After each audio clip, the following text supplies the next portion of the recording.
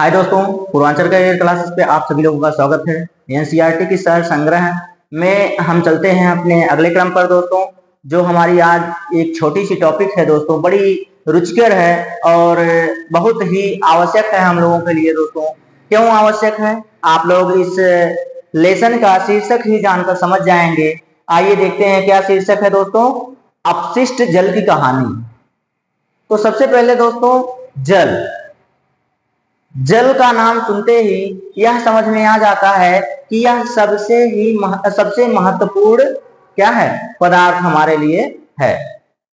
सबसे महत्वपूर्ण पदार्थ, जिस तरह से पिछले लेसन में हमने वन पढ़ा, वन का हमने देखा कि क्या उपयोग है हमारे जीवन में, कैसे जीव जंतु और पादप एक दूसरे से अंतःक्रिया करते हैं या परस्पर एक दूसरे से संबंधित हैं। उसी तरह से जल भी है दोस्तों। जल और जीवन किस तरह से एक दूसरे से संबंधित है, आइए उस पर चर्चा करते हैं। तो आइए दोस्तों देखिए क्या है, यह रहा आपका लेसन अपशिष्ट जल की कहानी। क्या है दोस्तों, अपशिष्ट जल की कहानी, जिसमें हमें यह देखना। अच्छा दोस्तों, जल क्या होता है? जल का रासायनिक जो सूत्र होता है वो क्या होता है, H2O। यह होता है इसका रासायनिक सूत्र।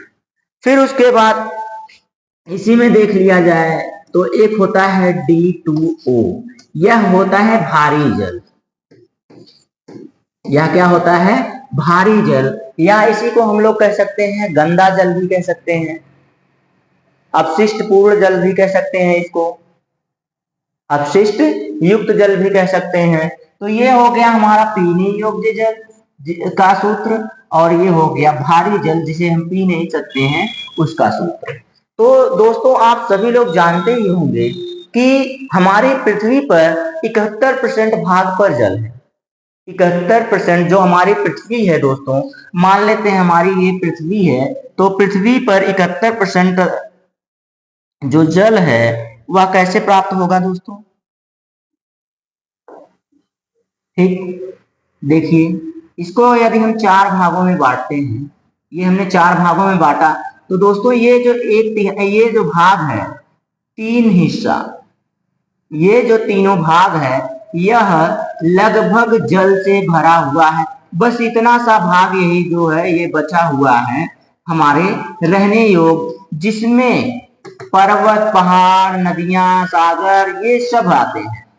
इसी में रहने योग्य जो भूभाग है, जो हमारा भूभाग है, अब इसी में कहीं पर्वत है तो कहीं पठार है तो कहीं रेगिस्तान है, तो ये सारी चीजें आती हैं। तो अब आपको इतना समझ में आ गया होगा कि 71% भाग पर क्या है, जल है। कितने परसेंट भाग पर? 71% भाग पर जल है, और लगभग 1% जल हमारी पृथ्वी के नीचे है। 1% जल क्या है, हमारी पृथ्वी के नीचे है। तो इसको छोड़ा जाए दोस्तों, अब चलते हैं हम लोग आगे चलें तो अपशिष्ट जल की कहानी जो है, अपशिष्ट जल का मतलब क्या होता है दोस्तों, वह जल जिसमें अशुद्धियां मिली हुई होती हैं। अपशिष्ट का मतलब क्या होता है, वह जल जिसमें अशुद्धियां मिली हुई होती हैं उन्हें अपशिष्ट जल कहा जाता है। अब किस प्रकार की अशुद्धियां मिली होती हैं, आइए आपको बताते हैं। जैसे कि मिट्टी उसमें घुल गई, मिट्टी मिल गई जल में, या फिर तेल मिल गया, या फिर आप वाहन धुलते हैं तो उसका तेल, मोबिल जिसे ऑयल कहते हैं, या खरपतवार उसमें चला गया। आप नहाते हैं तो साबुन का झाग, और कपड़े धुलते हैं तो उसका झाग। तो ये सारी जो चीजें, वाहित मल जो खुले में शौच करते हैं, वर्षा के कारण वह किसमें चला जाता है, जल में चला जाता है। नदियों में आप नाला खोल देते हैं, तो ये सारी चीजें जब जाके जल में मिल जाती हैं तो वही जल क्या हो जाता है, हमारा अपशिष्ट हो जाता है, अशुद्ध हो जाता है। तो उसी की कहानी हमें जानना है दोस्तों। आइए देखते हैं इसमें क्या दिया हुआ है। तो ये देखिए, झाग से भरपूर तेल मिश्रित, यानी कि वाहन धुलते हैं या फिर कोई और चीजें, कढ़ाई धुल दें या तेल लगी हुई कोई भी चीज अगर हम धुलते हैं, वह अगर किसी तरह से नाले की सहायता से या किसी भी तरह से तालाब या नदी में चला गया तो तेल मिश्रित हो गया। काले भूरे रंग का जल जो सिंक, शौचालय, लॉन्ड्री आदि से नालियों में जाता है वह अपशिष्ट जल कहलाता है। झाग से भरपूर, अब चाहे आप नहाइए, कपड़ा धुलिए या फिर किसी भी तरह से आप यदि साबुन और शैम्पू का प्रयोग करते हैं, सर्फ और शैम्पू इन सब का प्रयोग करते हैं और इन सब का प्रयोग करते समय झाग आता है तो वही झाग से भरपूर। तेल, मैंने बताया ना, आप खाना पकाते हैं तो खाना पकाने के बाद जो तेल युक्त बर्तन होता है उसको धो लेते हैं। वाहन जब धुला जाता है तो उसमें लगे हुए जो तेल होते हैं वो सब कारखानों से निकलने वाले तेल होते हैं, वह सब क्या होते हैं, जल में मिल जाते हैं तो तेल मिश्रित। काले भूरे रंग का जल, काले व भूरे रंग का जल जो रंग उसमें मिल जाते हैं वह जो सिंक, शौचालय, लॉन्ड्री आदि से नालियों में जाता है। सिंक के द्वारा, शौचालय के द्वारा, लॉन्ड्री के द्वारा, इन सब के द्वारा जब यह नालियों में जाता है तो यही क्या कहलाता है दोस्तों, अपशिष्ट जल कहलाता है। यही क्या कहलाता है, अपशिष्ट जल कहलाता है। इस प्रकार के कार्यों में प्रयुक्त जल को व्यर्थ नहीं जाने देना चाहिए। तो जल ही जीवन है, जल ही जीवन है, जल ही जीवन है। यह नारा दोस्तों बहुत प्रसिद्ध है। और क्यों प्रसिद्ध है, क्योंकि सच में यदि जल नहीं है तो जीवन की कल्पना करना भी क्या है, उचित नहीं है। आप कल्पना भी नहीं कर सकते हैं जल के बिना। तो जल ही जीवन है, इसीलिए जल को बचाने के लिए, जल स्तर को बचाने के लिए हमें यह जो अपशिष्ट जल है इनको भी शुद्ध कर लेना चाहिए। इनके अपशिष्ट को हटाकर उन्हीं जल को फिर से प्रयोग में ले लेना चाहिए। तो दोस्तों आगे चलें। अब देखिए, जल हमारी जीवन रेखा, जल हमारी जीवन रेखा। तो देखिए, जल हमारी जीवन रेखा में यहाँ स्वच्छ जल मानवों की मूलभूत आवश्यकता है। स्वच्छ जल जो है दोस्तों, यह मानवों की कैसी है, मूलभूत, मतलब कि सबसे पहली प्राथमिक आवश्यकता है, प्राइमरी नीड है, प्राइमरी जरूरत है, प्राइमरी आवश्यकता है। किसके लिए, स्वच्छ जल मानवों के लिए। मानवों की बात करें तो दोस्तों इसने तो संक्षिप्त में कर दिया, संक्षेप कर दिया, सभी जीवों के लिए, यहाँ पे कर दिया जाए सभी जीवों के लिए स्वच्छ जल क्या है, सभी जीवों के लिए स्वच्छ जल मूलभूत आवश्यकता होती है दोस्तों। अभी मैंने कहा जल के बिना जीवन की कल्पना नहीं हो सकती। तो उसी तरह से जैसे रहीम दास जी ने एक दोहा, रहीमन पानी राखिए, रहीमन पानी राखिए, बिन पानी सब सून, पानी गए न उबरे, मोती मानुष चून। तो दोस्तों ये सब दोहे जो कहे गए हैं वह सब यहाँ पे क्या होते हैं, चरितार्थ होते हैं, हमारे जीवन में क्या सामने आ जाते हैं। तो आइए देखते हैं दोस्तों, ये खाली वृत्त भरना है, पेयजल की आवश्यकता कहाँ कहाँ होती है, तो इसको आप कमेंट करके बताएंगे दोस्तों कहाँ कहाँ आवश्यकता होती है। पेयजल, स्वच्छ जल का उपयोग जो है या पेयजल जो होता है, पेयजल में उपयोग करते हैं। आप बताइए और किस किस चीजों में इसका उपयोग किया जाता है, किन किन चीजों पे इसका उपयोग किया जाता है दोस्तों, कमेंट करके जरूर बताइएगा। इसके आगे चलते हैं दोस्तों। तो आगे देखा जाए, अब देख लीजिए यहाँ ये जानना आपके लिए बहुत जरूरी है। देखिए, आपको जनसंख्या वृद्धि, प्रदूषण, औद्योगिक विकास, कुप्रबंधन और अन्य कारकों के कारण लवण या ताजे जल की आपूर्ति में बढ़ती कमी दिख रही है। मतलब बढ़ती जनसंख्या, जितनी ज्यादा जनसंख्या होगी जल की मात्रा उतनी ही अधिक, जल की उतनी ही खपत होगी दोस्तों। उसके बाद प्रदूषण, औद्योगिक विकास, कुप्रबंधन और अन्य कारकों के कारण ही हमें क्या होती है, जल की आपूर्ति बढ़ती कमी के बारे में पता होगा। तो जब जितनी ज्यादा जनसंख्या बढ़ेगी उतना ही जल की मात्रा हमें क्या करनी होगी, बढ़ानी होगी, उतनी ही आवश्यकता होगी। औद्योगिक प्रसाधन आप जितनी कंपनियां लगा रहे हैं उसमें भी जल की अधिक आवश्यकता, जितनी ज्यादा कंपनियां लगाएंगे उतनी ही ज्यादा जल की आवश्यकता होगी। तो इसी तरह से हमारी आवश्यकताएं बढ़ती जा रही है लेकिन जल की मात्रा उतनी ही है और हम लोग उसको क्या कर रहे हैं, यूज करते जा रहे हैं। जब इस तरह से यूज करते जा रहे हैं तो दोस्तों ताजे पानी की आवश्यकता बढ़ रही है।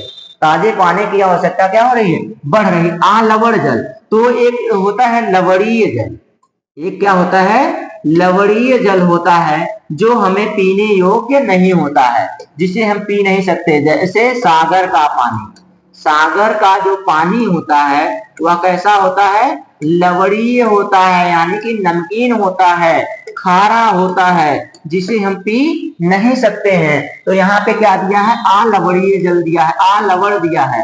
अलवण का मतलब ताजा पानी या शुद्ध पानी, शुद्ध पानी हमें आवश्यकता होती। अब देखिए यहाँ पे ऐसी स्थिति जब बढ़ती ये जल की आपूर्ति के लिए हमें जल की आवश्यकता है, बढ़ रही है इसकी आवश्यकता, तो इसको देखते हुए स्थिति की गंभीरता को समझते हुए विश्व जल दिवस, विश्व जल दिवस कब मनाया जाता है दोस्तों, विश्व जल दिवस तो 22 मार्च 2005 को, 22 मार्च को विश्व जल दिवस, विश्व जल दिवस मनाया जाता है। 22 मार्च को क्या मनाया जाता है, विश्व जल दिवस मनाया जाता है। 2005 को संयुक्त राष्ट्र की जनरल असेंबली ने 2005 से 2015 की अवधि को जीवन के लिए वाटर फॉर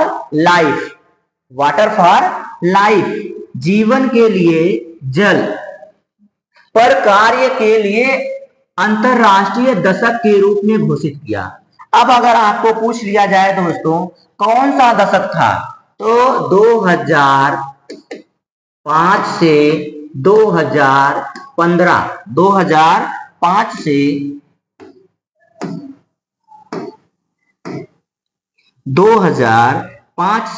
2015 तक का ये जो दशक है, दशक का मतलब 10 वर्ष, ये जो दशक है इसको क्या घोषित कर दिया गया दोस्तों, इसको क्या घोषित कर दिया गया, तो जीवन के लिए जल पर कार्य के लिए अंतरराष्ट्रीय दशक घोषित कर दिया गया।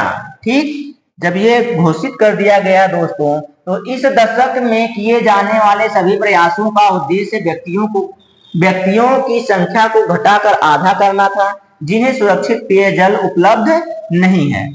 तो अब जितने व्यक्ति, जैसे मान लेते हैं कि 50 व्यक्तियों को पेयजल नहीं मिल रहा है, तो इसका जो लक्ष्य था वह क्या लक्ष्य था, इसको आधा कर दिया जाए। आधा करने का मतलब कम से कम 25 लोगों को तो पेयजल सही तरीके से हम लोग पहुंचा सके।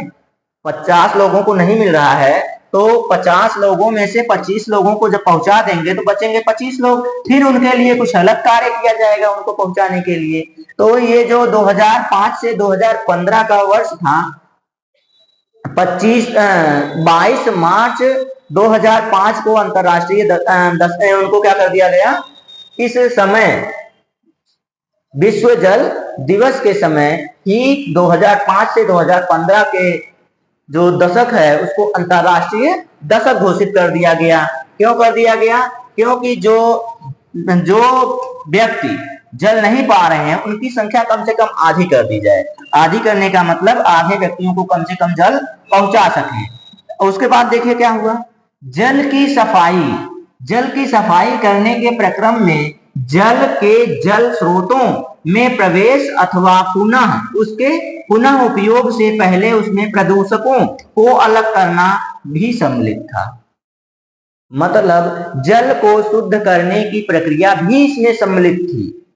किसमें? 2005 से 2015 के दशक में। और ये दशक बनाया कब गया था? तो 22 मार्च 2005 जो जल दिवस मनाया गया था उसी में यह लागू किया गया। कब लागू किया गया? 2005 से 2015 के दशक में। ठीक, ये हो गया। अपशिष्ट जल के उपचार का यह प्रक्रम सामान्य रूप से वाहित मल उपचार कहलाता है।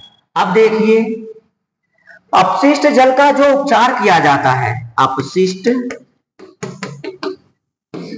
जल का उपचार, अपशिष्ट जल का जो उपचार किया जाता है, इस प्रक्रम को क्या कहा जाता है? तो इस प्रक्रम को वाहित मल, इस प्रक्रम को क्या कहा जाता है? इस प्रक्रम को वाहित मल उपचार कहा जाता है।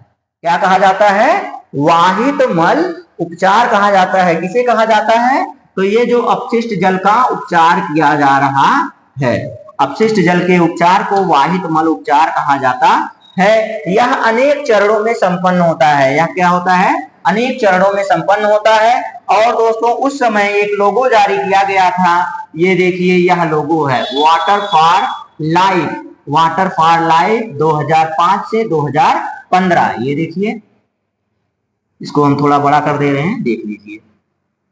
ये देखिए, ये लोगो बनाया गया। और इस लोगो में जो बनाया गया, देखिए, water for life, water for life, ये है वाटर फॉर लाइफ। और 2005 से 2015 का दशक कब बना? 22 मार्च। 22 मार्च को क्या होता है? तो 22 मार्च को होता है अपना जल दिवस, विश्व जल दिवस होता है। ठीक, आशा करते हैं आपको समझ में आया होगा दोस्तों। और समझ में आ रहा है दोस्तों तो आप हमारे चैनल को ज्यादा से ज्यादा लाइक व सब्सक्राइब और शेयर कीजिए। चलिए फिर आगे बढ़ा जाए। हाँ, तो आगे बढ़ा जाए दोस्तों। वाहित मल क्या है? अब यहाँ पे है आपके सामने, वाहित मल क्या है? तो वाहित मल होता क्या है, देखिए, देख लीजिए दोस्तों, आपको हम बता दे रहे हैं। वाहित मल घरों, उद्योगों, अस्पतालों, कार्यालयों और अन्य उपयोगों के बाद प्रवाहित किए जाने वाला अपशिष्ट जल होता है। सीधे सीधे वाहित मल, वाहित मल सीधे सीधे देखिए, वाहित मल क्या है? वाहित मल का मतलब सीधे सीधे, मल का मतलब अपशिष्ट, और वाहित मल का मतलब, वाहित का मतलब जब तक जल नहीं होगा, जब तक वह द्रव नहीं होगा, तब तक वाहित कैसे होगा? वाहित का मतलब तो बहना होता है ना। वाहित का मतलब क्या होता है? बहाव। वाहित का मतलब बहाव, मल का मतलब अपशिष्ट। वाहित अपशिष्ट, वाहित अपशिष्ट का क्या मतलब हो गया? तब वही अपशिष्ट जल हो गया। और अपशिष्ट जल कहां कहां प्राप्त होता है? आप समझ सकते हैं कि मल, वाहित मल घरों, उद्योगों, अस्पतालों, कार्यालयों और अन्य उपयोगों के बाद जो जल प्रवाहित किया जाता है, जो जल बच जाता है या प्रवाहित किया जाता है, वही क्या होता है? अपशिष्ट जल या वाहित मल होता है। वही क्या होता है? अपशिष्ट जल या वाहित मल होता है। ठीक, और वर्षा का जल भी इसी में शामिल है। वर्षा का जल इसमें क्यों शामिल है? वाहित मल में। वर्षा का जल तब तक शुद्ध माना जाता है जब तक वह पृथ्वी पर ना पड़ जाए। देखिए, ये मान लीजिए आपका बादल हो गया, बादल से बारिश हो रही है। बादल से क्या हो रही है? बारिश हो रही है, बारिश आ रही है। मान लीजिए ये पृथ्वी है हमारी। अब ये पृथ्वी है, तो जब तक यह पृथ्वी पर पड़ ना जाए, जब तक यह पृथ्वी पर पड़ ना जाए, तब तक यह शुद्ध होता है। क्योंकि वायुमंडल से सारी अशुद्धियों को तो नीचे दबा देता है, फिर उसके बाद वह शुद्ध हो जाता है। पहली बारिश के बाद वर्षा का जल शुद्ध माना जाता है। अब शुद्ध माना जाता है, लेकिन तब तक शुद्ध माना जाता है जब तक यह पृथ्वी पर ना पड़ जाए। अब तेजी से जब यह आता है तो मृदा को कुरेद देता है। मृदा को क्या करता है? कुरेद देता है। कुरेदने का मतलब मृदा को, उपजाऊ मिट्टी होती है जो ऊपर की परपटी होती है, वह क्या होती है? उखड़ जाती है, उखड़कर जल में मिल जाती है, धूल के रूप में उसमें मिल जाती है। अब धूल के रूप में उसमें जब मिल जाती है तो यह भी जल कैसा हो गया? वर्षा का जल क्या हो गया? अशुद्ध या वाहित मल के रूप में हो गया। अब जब तक पृथ्वी पे आएगा, पृथ्वी पे जब आ जाता है, पृथ्वी पर जो अशुद्धियां होती हैं, पृथ्वी पर जो अशुद्धियां होती हैं वर्षा के जल में शामिल हो जाती हैं। वर्षा के जल में जब शामिल हो जाती हैं तो वर्षा का जल उस समय क्या हो जाता है, अपशिष्ट वाहित मल हो जाता है, या अपशिष्ट जल के रूप में हो जाता है, परिवर्तित हो जाता है। तो अगर आपसे कोई पूछे कि वर्षा का जल कैसा है, शुद्ध है या अशुद्ध है, तो वर्षा का जल शुद्ध होता है, लेकिन जब वह पृथ्वी पर पड़ता है तो पृथ्वी की अशुद्धियों के मिल जाने के कारण वह शुद्ध हो जाता है। तो आप इतना जानते रहिएगा कि वर्षा का जल शुद्ध होता है, लेकिन जब वह पृथ्वी पर पड़ता है, पृथ्वी पर मिलने वाली अशुद्धियां उससे उसमें जो मिलती हैं, उसके बाद वर्षा का जल भी वाहित मल के रूप में अशुद्ध हो जाता है। ठीक, इतना आशा करते हैं आपको बहुत अच्छे से समझ में आया होगा दोस्तों। अगर यह समझ में आ गया तो आपको कभी कोई दिक्कत नहीं आने वाली है दोस्तों, अगर आप इसको इतने अच्छे से समझ ले रहे हैं तो। अगर आपको नहीं समझ में आ रहा है तब तो क्या ही कहना, और फिर भी हम कोशिश करेंगे कि आपको अच्छे से समझा सकें। तो आइए दोस्तों, अच्छे से समझाने के लिए आपको देखते हैं, कुछ अशुद्धियां होती हैं दोस्तों, जो जल में अशुद्धियां मिली होती हैं, उनके बारे में देख लेते हैं। तो कुछ कार्बनिक अशुद्धियां होती हैं, कुछ अकार्बनिक अशुद्धियां होती हैं, कुछ पोषक तत्व वाले अशुद्धियां होती हैं, कुछ जीवाणु होते हैं जो जल को अशुद्ध कर देते हैं, अन्य सूक्ष्म जीव होते हैं जो जल को अशुद्ध कर देते हैं। तो इनके बारे में थोड़ा सा हम देख लेते हैं। तो कार्बनिक अशुद्धियों में क्या क्या आता है, पूछ लेता है दोस्तों। जल में जो कार्बनिक अशुद्धियां होती है वह होती है, क्या होती है, तो मानव मल, मानव का मल। जब आप उत्सर्जन करते हैं भोजन के बाद जब आप क्या करते हैं, अपशिष्ट उत्सर्जन करते हैं अपने शरीर से, तो वह क्या होता है, क्या होता है, फिर मल होता है जो कार्बनिक अशुद्धियों में आता है। जैविक अपशिष्ट पदार्थ, जैविक अपशिष्ट पदार्थ मतलब जो जीवों के द्वारा अपशिष्ट हो चुका होता है, जीवों के द्वारा उपयोग में ना लाने योग्य हो जाता है, वह क्या होता है, जैविक अपशिष्ट होता है। जैसे सब्जियों के छिलके या सड़ी गली सब्जियां, आपके जो पका हुआ भोजन, बचा हुआ भोजन, और जो जितने भी पेड़ पौधे हैं, टूटने के बाद उनकी डालियां, सड़ने के बाद उनकी डालियां, या फिर उनके सड़ने गलने के बाद उनके पत्ते, सड़ने गलने के बाद उनके पत्ते, मतलब जो आप उत्सर्जन करते हैं भोजन के बाद, जब उत्सर्जन का कार्य करते हैं तो वही होता है मानव मल। ये आपको मैं बता चुका हूँ। जैविक अपशिष्ट पदार्थ यानी कि जीवों द्वारा जो अपशिष्ट उत्पन्न किए जाते हैं, जीवों द्वारा जो अपशिष्ट उत्पन्न होता है दोस्तों, उसी को जैव अपशिष्ट पदार्थ या जैविक अपशिष्ट पदार्थ कहते हैं। ये हो गया आपका जैविक अपशिष्ट पदार्थ। तेल, यूरिया, पीड़कनाशी, शाकनाशी, फल सब्जियों के कचरे सभी किसमें आते हैं, तो सब के सब आपके कार्बनिक अशुद्धियों में आते हैं जो जल को अशुद्ध करते हैं। फिर उसके बाद आपका आ गया अकार्बनिक अशुद्धियां या पोषक तत्व। आपका इसमें आता है नाइट्रेट, फास्फेट, धातुएं, फास्फोरस, नाइट्रेट युक्त पदार्थ। ये आपके आ गए अकार्बनिक पदार्थ या पोषक तत्वों में आते हैं दोस्तों। फिर उसके बाद अगले नंबर पे आता है दोस्तों जीवाणु। जीवाणु में आपका हैजा दिया गया है, हैजा के साथ दिया गया है टाइफाइड, हैजा और टाइफाइड दिया गया है। तो ये किन जीवाणुओं से उत्पन्न होते हैं दोस्तों, तो ये उत्पन्न होते हैं आपके विब्रियो कोलेरा से हैजा, विब्रियो कोलेरा से हैजा उत्पन्न होता है, हैजा नामक रोग होता है। और साल्मोनेला पैराटाइफी जीवाणु के कारण टाइफाइड होता है। जीवों में किसके कारण होता है, साल्मोनेला पैराटाइफी के कारण टाइफाइड नामक रोग उत्पन्न होता है। और ये जीवाणु क्या है, जल में अशुद्धियों के कारण होते हैं। उसी तरह से दोस्तों आगे अन्य सूक्ष्म जीव दिया गया है। अन्य सूक्ष्म जीव में क्या दिया गया है दोस्तों, तो प्रोटोजोआ दिया गया है। और प्रोटोजोआ जो होता है दोस्तों, वहां क्या होता है, देखिए पेचिस दिया गया है। तो पेचिस जो होता है दोस्तों किसके कारण होता है, तो एंट अमीबा के कारण होता है। किसके कारण, एंट अमीबा के कारण होता है। एंट अमीबा एक क्या होता है, प्रोटोजोआ होता है। क्या होता है, प्रोटोजोआ होता है। और यही प्रोटोजोआ क्या होता है, सूक्ष्म जीव होता है। और सूक्ष्म जीवों के कारण जल में अपशिष्ट का कार्य करता है। ठीक, तो जल में अपशिष्ट के ये सारे कारण हो गए आपके। इसके बाद हम चलते हैं दोस्तों अपनी अगले टॉपिक पर। तो यहाँ पे दिया गया है आपको सीवर। क्या दिया गया है, सीवर। दोस्तों घरों और सार्वजनिक स्थलों पर या फिर शहरों में आपने देखा होगा, क्या देखा होगा, यह देखा होगा कि ढेर सारी पाइपें बिछी होती हैं। क्या बिछी होती हैं? ढेर सारी पाइप बिछी होती हैं। इसी पाइप के जाल को सीवर कहा जाता है। इसी पाइप के जाल को क्या कहा जाता है दोस्तों? सीवर कहा जाता है। जो घर, शहर, सार्वजनिक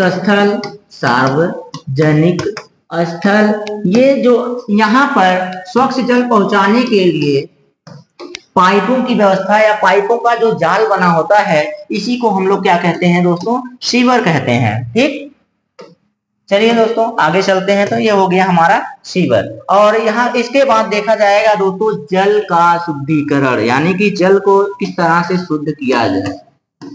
जल का शुद्धिकरण,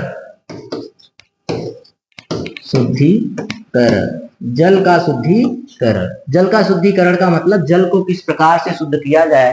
तो दोस्तों सबसे पहले हम लोग इसे फिल्टर करके शुद्ध कर सकते हैं। कैसे फिल्टर करके शुद्ध कर सकते हैं? क्लोरीनीकृत करके शुद्ध कर सकते हैं, क्लोरीनीकृत करके शुद्ध कर सकते हैं, या फिर पोटेशियम परमैंगनेट यानी कि KMnO4, यानी कि इसी को हम कहते हैं लाल दवा।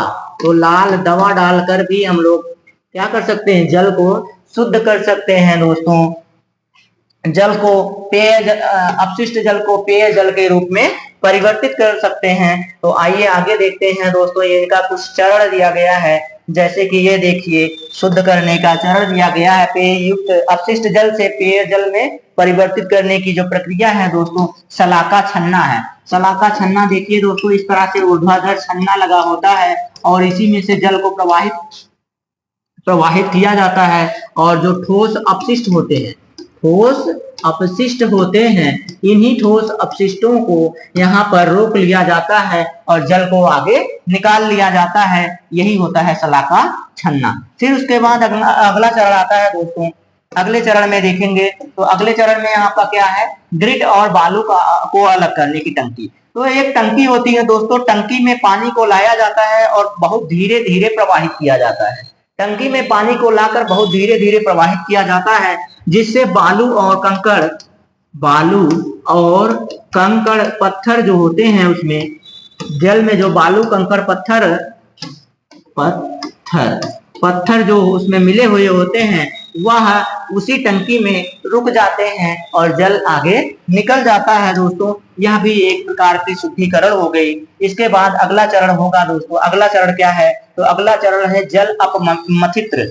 जल अपमथित्र क्या होता है दोस्तों? तो एक तालाब नुमा टंकी बनाई जाती है जो बीच में गहरी और किनारों पर उथली होती है। बीच में गहरी और किनारों पर कैसी होती है दोस्तों? तो उथली होती। उथली होने का मतलब किनारों पर कम गहरा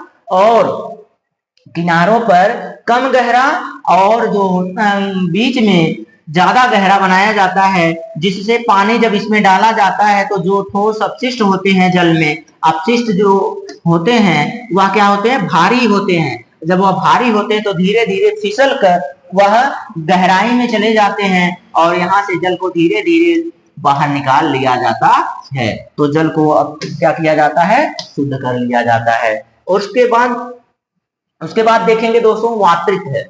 उसके बाद क्या है? वातृत। जो वातृत होता है दोस्तों, जल को लिया जाता है और जल में बहुत तेजी से वायु को प्रवाहित किया जाता है। बहुत तेजी से वायु को प्रवाहित किया जाता है दोस्तों, जिससे उसमें सूक्ष्म जीव होते हैं जो जल को अशुद्ध किए होते हैं, वह तली में बैठ जाते हैं और जल ऊपर से निकाल लिया जाता है। तो ये हो गया वातित्र। ठीक, अब इसके बाद देखेंगे तो इसके बाद आपको आगे मिलेगा, ये देखिए यूकेलिप्टस मिला है आपको।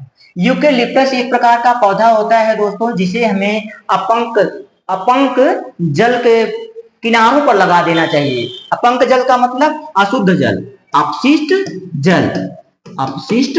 जल जहां पर इकट्ठा होता है, उसी के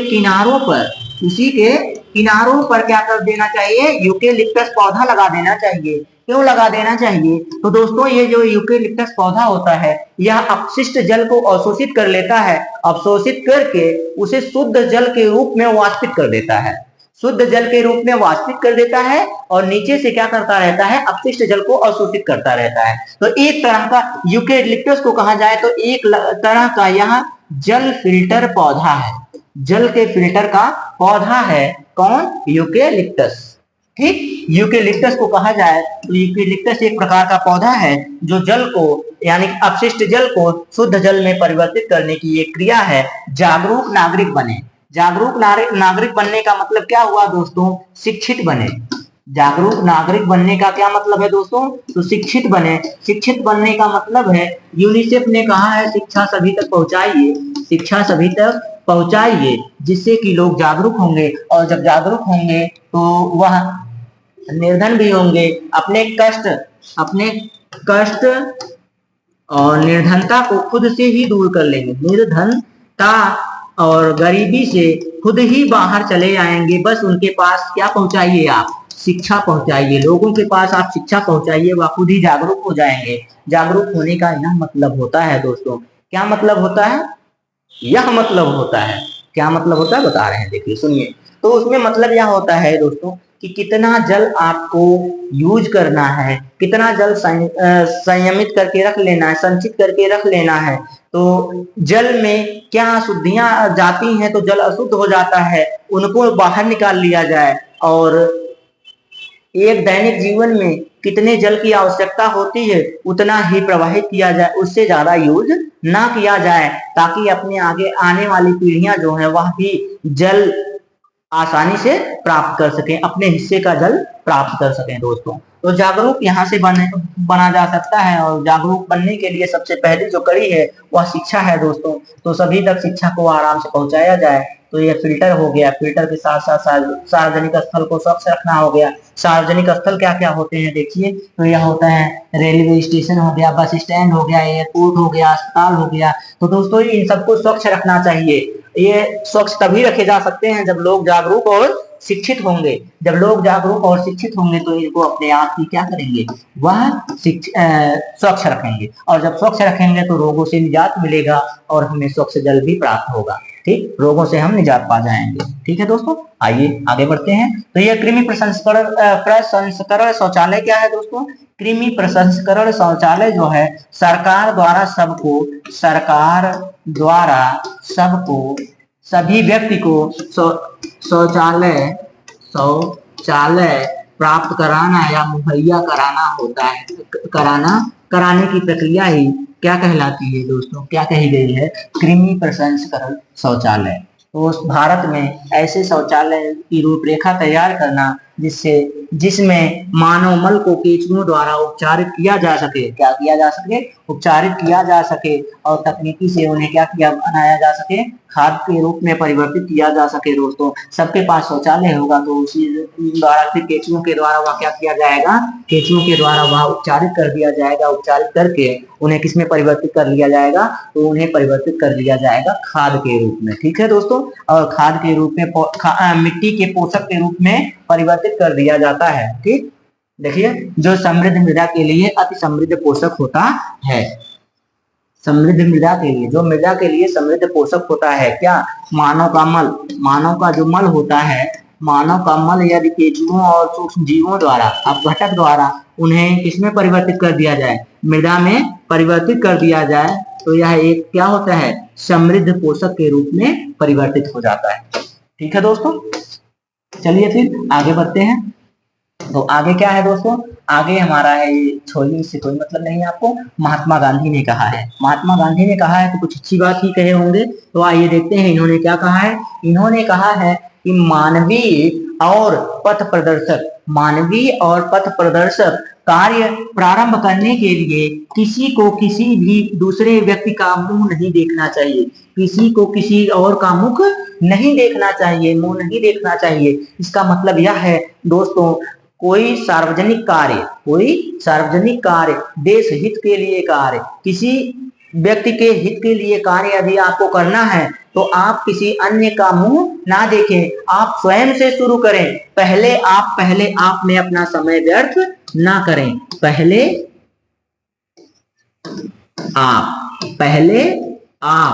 पहले आप में आप अपना समय जाया ना करें, वह स्वयं से शुरू कर दें। वह क्या करें? स्वयं से शुरू कर दें दोस्तों। स्वयं से शुरू कर देंगे तो 1 + 1 + 1 + 1 इस तरह से पहले आप हो गए, आपको देखकर आपके पड़ोसी हो गए, आपके पड़ोसी को देखकर एक और व्यक्ति आ गया। इसी तरह से आप जुड़ते जाएंगे, ये कड़ी जुड़ती जाएगी और आपका कार्य जो होगा वह आसानी से संपूर्ण हो जाएगा, पूर्ण हो जाएगा, गतिशील रहेगा।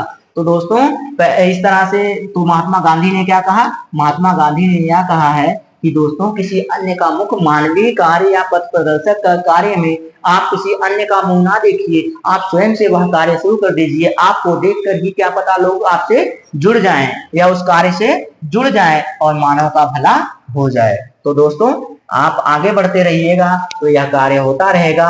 और आपके सामने एक और टॉपिक है दोस्तों। टॉपिक क्या है दोस्तों? एक जानकारी है, एडिशनल जानकारी है, आपके लिए जरूरी है। आपके लिए जरूरी क्या है? तो एक प्राचीन अभियांत्रिकी उपलब्धि है। और उपलब्धि क्या है? सिंधु घाटी सभ्यता। तो सिंधु घाटी सभ्यता में मोहनजोदाड़ो और हड़प्पा और मोहनजोदाड़ो सबसे प्राचीन सभ्यताओं में से एक है। सबसे प्राचीन सभ्यताओं में से एक है जो नगरीय सभ्यता के रूप में विकसित हुए थे। जो नगरीय सभ्यता के रूप में विकसित हुए थे दोस्तों, इनके घर और घर समूहों के लोग कुएं से पानी निकाला करते थे, कुएं से पानी प्राप्त किया करते थे और अलग अलग स्नानागार बनाए थे। और दोस्तों अपशिष्ट जल के निकासी के लिए पक्की नालियां बनाई गई थी। कैसी नालियां बनाई गई थी? पक्की नालियां बनाई गई थी। और साथ में देखिए ईंटों का बना सबसे पुराना शौचालय 4500 वर्ष पुराना है। 4500 वर्ष पूर्व, सोच लीजिए 4500, 4500 वर्ष पूर्व यहाँ पर ईंटों का बना शौचालय था। सोचिए हम तो अब शौचालय बनवा रहे हैं, लेकिन हड़प्पा और मोहनजोदाड़ो सिंधु घाटी सभ्यता के दो नगर हैं। यहाँ पर 4500 ईसा पूर्व पहले ही ईंटों के शौचालय बन चुके थे दोस्तों। बस आज के लिए आपके लिए इतना ही है दोस्तों। कुछ और जानकारी देनी है कक्षा 8, 9 और 10 की जो टॉपिक है दोस्तों, उसमें हम देखेंगे जो चीजें कॉमन होंगी दोस्तों उनको एक साथ ले लेंगे और जो चीजें कॉमन नहीं होंगी उनको अलग से उनकी क्लास ले लेंगे। क्योंकि दोस्तों 7 जुलाई यानी कि सीटेट आपका बहुत ज्यादा समय नहीं रह गया है दोस्तों। तो इसके लिए हम लोग आपके लिए तत्पर हैं दोस्तों। आप इन क्लासेस को देखते रहेंगे तो आसानी से आप अपने पेपर को आसानी से क्रैक कर सकते हैं और एक सम्मानजनक स्कोर प्राप्त कर सकते हैं दोस्तों। और ऐसे ही सम्मानजनक स्कोर प्राप्त करने के लिए आप हमारे YouTube channel Purvanchal career classes को ज्यादा से ज्यादा लाइक, सब्सक्राइब और शेयर कीजिए दोस्तों। धन्यवाद।